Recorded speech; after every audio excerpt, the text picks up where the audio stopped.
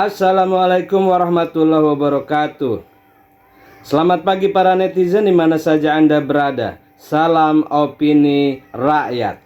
Warahmatullahi wabarakatuh. Waalaikumsalam warahmatullahi wabarakatuh.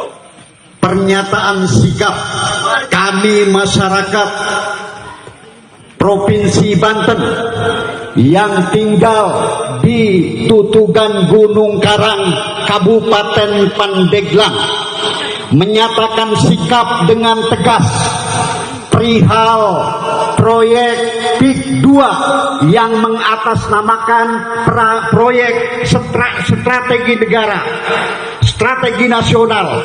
Maka dengan ini kami segenap masyarakat Kabupaten Pandeglang, Provinsi Banten menolak terhadap proyek tersebut karena jelas akan merugikan masyarakat Banten.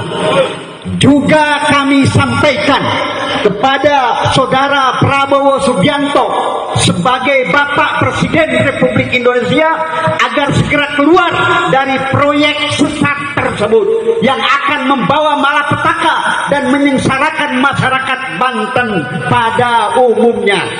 Demikian kami mengajak kepada seluruh tokoh masyarakat, kepada seluruh ormas, kepada seluruh jawara agar bersama-sama bahu-membahu nanti pada tanggal 12 Januari untuk datang bersama-sama menolak PIK 2 dan miras di Cikande. Maka dengan ini kami yang hadir, yang berkumpul, para tokoh masyarakat, para alim ulama, para jawara, semuanya menolak PIK 2 tersebut. Demikian pernyataan sikap yang kami sampaikan kepada segenap seluruh masyarakat Provinsi Banten untuk dimaklumi bersama. Akhirul kalam, wassalamualaikum warahmatullahi wabarakatuh.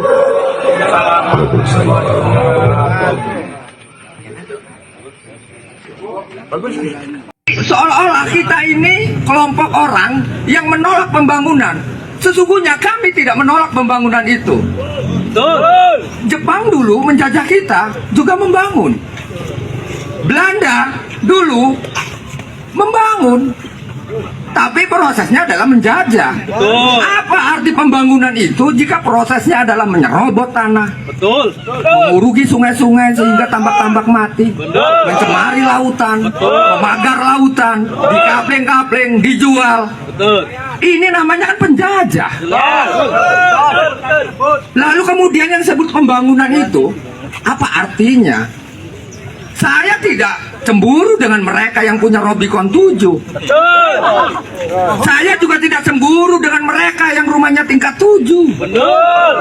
Dan saya juga tidak mengiri kepada mereka yang duitnya bertonton. Tapi saya akan marah ketika proses pendapatannya itu adalah hasil ngegarong. Saya akan marah ketika proses pembangunan itu adalah menjajah tanah leluhur kami. Maka saya akan katakan hari ini, mudah-mudahan Aulia Sultan Ageng Tirtayasa menyaksikan ucapan saya ini. Maka detik ini kami akan nyatakan perang. Terima kasih. Assalamualaikum warahmatullahi wabarakatuh. Kepada para jenderal yang berada di belakang PIK 2 atau yang berada di belakang oligarki, saya ingatkan, sadarlah. Jangan hanya untuk mencari makan, mementingkan dirimu sendiri, mementingkan perutmu sendiri, terus mengabaikan atau mengkhianati bangsamu, mengabaikan kedaulatan bangsamu. Seorang jenderal sudah pasti memiliki pengalaman berbangsa dan bernegara, dan doktrinnya tertanam NKRI harga mati, cinta tanah air. Politik tentara adalah politik negara.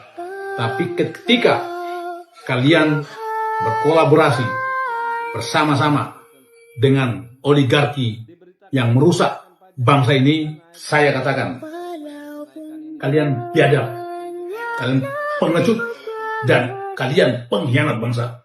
Tidak pantas ada simbol-simbol pangkat-pangkat bintang 4, bintang 3, tanda-tanda jasa yang bertebaran, lempar, buang, tanda jasamu, pangkat-pangkatmu. Salam waras, salam NKRI, salam nasional sejati. Dan saya Ruslan Buton. Yang saya mau dalemin itu adalah soal barter dia. Ya, Dibangunlah Hotel Nusantara ya, hanya dengan 200M, tapi kemudian ditukar dengan dia mendapatkan ya. PSM. Sebenarnya ini bisa kita telusuri dari awal proyek IKN, Mas ya. Jadi kita tahu awalnya itu kan ada semacam janji oleh seorang pengusaha Jepang yang akan menginvestasikan duit sebesar 100 miliar US dollar untuk membangun IKN. Ya kan, tapi kemudian dia akhirnya mengundurkan diri kan. Dan sejak itu Pengusaha Jepang siapa tuh? SoftBank. Softbank. SoftBank. SoftBank. Oke, SoftBank baik. itu ya salah satu inilah konglomerat di Jepang. Oke, ya kan. SoftBank, oke. Tapi dia mundur. Lalu kemudian Pak Jokowi bingung kan, wah ini nanti gimana pembangunan IKN? Padahal tadinya dia berjanji bahwa pembangunan IKN itu 100% investasi swasta atau asing, ya kan. Belakangan ya berubah, biasalah APBN 20%, 80% investasi. Nah, selama 2 tahun itu Pak Jokowi udah jualan ke sana kemari, ke Timur Tengah, ke Singapura, ke Cina, ketemu Xi Jinping 2 kali, ya kan, ke Jepang, ke Amerika, ke Australia, ke Eropa, tidak ada satupun yang tertarik untuk masuk, ya kan, dan waktu terus berjalan kan, dan Pak Jokowi merasa malu karena Apalagi janji sudah ditebar dan sebar. betul. Di sisi lain juga kapasitas finansial pemerintah untuk menanggung biaya pembangunan IKN ini juga sangat terbatas kan. Nah, gimana caranya supaya IKN itu sepertinya menarik para investor? Akhirnya ya udahlah, Agun dipanggil, ya kan, Agun dipanggil, lalu kemudian diajak untuk melakukan investasi di IKN. Itu yang disebutkan oleh Aguan di Tempo kan, untuk menyelamatkan wajah presiden. Jadi intinya sebenarnya itu agendanya itu untuk menyelamatkan. Kenapa? Karena Pak Jokowi ini sudah terlanjur malu nih kalau tidak ada satupun investasi swasta dan asing yang masuk ke IKN. Nah, Agun tidak sendiri, dia bikin konsorsium, kalau nggak salah namanya konsorsium Nusantara. Rencananya mereka akan investasi sekitar 0,5 triliun, jadi membangun hotel, lalu kemudian mall dan rumah sakit di IKN. Nah, proyek pertama atau groundbreaking pertama itu adalah pembangunan Hotel Nusantara yang diselesaikan dalam waktu 9 bulan, Mas. Gitu, itu super kilat tuh. Ya kan, kalau nggak salah Agun keluar sekitar hampir 200 miliar untuk membangun hotel 7 atau 9 lantai kalau nggak salah ya, 164 kamar. Dan udah selesai sebelum 17 Agustus 2024 kemarin, dan kemarin udah dipakai kan pada saat acara 17 Agustus. 17 Agusan dipakai. Udah dipakai. 17 Agusan kosong lagi kan. Nah, sudah biaya harga kamarnya itu per malam sekitar 3 juta. 3 juta. Ini hotel bintang 5. Tapi setelah acara 17 Agustus sampai sekarang kosong. Tapi buat kosong gitu ya. betul, tapi buat Aguan ini uang receh lah, ya kan?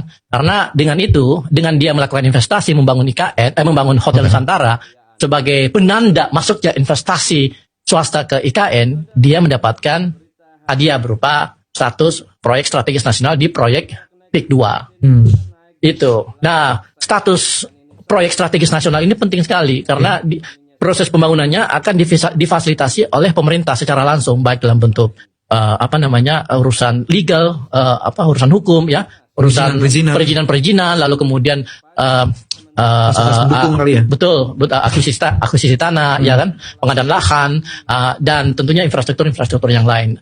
Inilah yang kemudian dia pakai untuk melakukan ekspansi skala besar dari proyek PIK 2 yang tadinya itu cuma 2.600 hektar ya. Lalu kemudian ditambah 1.700 hektar, tapi kemudian status ini dipakai untuk mengklaim wilayah yang lebih luas dari itu. Yang sampai kalau nggak salah daerah Kronjo gitu, jauh banget. Kita lihat di peta itu memang luar biasa besarnya gitu. Itu wilayahnya itu udah sampai udah nyaris seperti Jakarta Utara, seluruh Jakarta Utara. Jadi dia punya kawasan seluas Jakarta Utara di PIK 2 itu. Iya, yang dia klaim. Padahal status PSN itu cuma berlaku di 1.700 hektar. Di sampingnya PIK 2 yang original, yang 2.600, ya kan? Itu pun 1.700, 1.500 tidak bisa dibangun karena itu adalah hutan lindung. Ini dipermasalahkan oleh Menteri ATR kemarin. Gitu. Jadi sebenarnya dia cuma punya 200. Yang bisa dibangun ini cuma 200, iya, dan dipermasalahkan. Itu sebabnya dia minta yang lainnya, bukan minta. Ngambil dulu setelah itu izin. Nah, iya kan, akhirnya kemudian status ini dipakai untuk mengklaim daerah di luar dari 1.700. Ini yang kemudian menghasilkan konflik di mana-mana. Seperti itu. Tapi ini tipikal tipikal cara korporasi, khususnya korporasi properti, untuk mendapatkan lahan dengan harga yang sangat murah, kemudian akhirnya di develop, dibangun, dan kemudian menghasilkan produk-produk yang bisa dijual dengan sangat mahal. Ya kan? Jadi yang sobat bilang itu PIK 2 sebenarnya sudah seperti ibu kota, Ya. tanpa mahkota, karena seluruh sistem organ strukturnya itu udah jadi. Udah jadi gitu. Jadi sebenarnya Jokowi tidak perlu memindahkan ibu kota ke IKN, cukup ke PIK 2 aja. Oh gitu ya? Dan ironisnya gini, PIK 2 ini kan berada di pantai utara Jakarta, ya kan? Yang dikatakan daerah yang sangat rentan terhadap Kenaikan air laut ya? Kenaikan air laut sehingga gampang tenggelam. Dan kemudian makanya itu menjadi alasan kenapa Jakarta harus pindah kan? Ibu kota harus pindah kan? Jadi sangat ironis ketika pemerintah memindahkan ibu kota, daerah ini dikuasai oleh korporasi gitu. Dan dia aman-aman saja. Aman-aman saja. Seluruh rasionalitas pindahan itu sama dia dikangkangin dan bisa bangun. Betul sekali. Jadi PIK 2 itu mementahkan argumen pemerintah untuk memindahkan ibu kota. Demikian saudara, apa pendapat Anda silahkan ditulis di kolom komentar. Terima kasih telah menyaksikan video ini sampai selesai. Salam hormat. Wassalamualaikum warahmatullahi wabarakatuh.